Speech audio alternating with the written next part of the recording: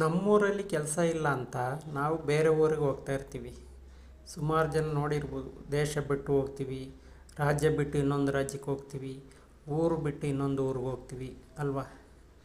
ಯಾಕೆಂದರೆ ಇಲ್ಲಿ ಕೆಲಸ ಇಲ್ಲ ಅಂತ. ಅದೇ ಬೇರೆ ಊರವರು, ಬೇರೆ ದೇಶದವರು, ಬೇರೆ ರಾಜ್ಯದವರು ನಮ್ಮೂರಿಗೆ ಬಂದು, ಇಲ್ಲ ನಮ್ಮ ರಾಜ್ಯಕ್ಕೆ ಬಂದು, ಇಲ್ಲ ನಮ್ಮ ದೇಶಕ್ಕೆ ಬಂದು ಕೆಲಸಗಳು ಮಾಡ್ತಾಯಿರ್ತಾರೆ. ವಿಷಯ ಇಷ್ಟೇ, ಅವರವರ ಊರಲ್ಲಿ ಅವರವ್ರಿಗೆ ಕೆಲಸ ಮಾಡೋಕ್ಕೆ ನಾಚಿಕೆ. ಅಂದರೆ ಊರು ಬಿಟ್ಟು ಊರು ಹೋದರೆ ಯಾವ ಕೆಲಸ ಬೇಕಾದ್ರೂ ಮಾಡಿದ್ರು ಬದುಕೋಬೋದು. ಈಗ ದುಬೈಗೋ ಇಲ್ಲ ಬೇರೆ ನಮ್ಮ ದೇಶದಲ್ಲಿ ಬೇರೆ ರಾಜ್ಯಗಳಿಗೆಲ್ಲ ಹೋದರೆ ಅಲ್ಲಿ ಏನು ಬೇಕಾದ್ರೆ ಕೆಲಸ ಮಾಡ್ಕೊಂಡು ದುಡಿಬೋದು. ಅವರ ಊರಲ್ಲಿ ಸಣ್ಣ ಕೆಲಸ ಮಾಡೋಕ್ಕೂ ನಾಚಿಕೆ. ಸಿಕ್ಕಾಪಟ್ಟೆ ಓದ್ಬಿಟ್ಟಿರ್ತಾರೆ.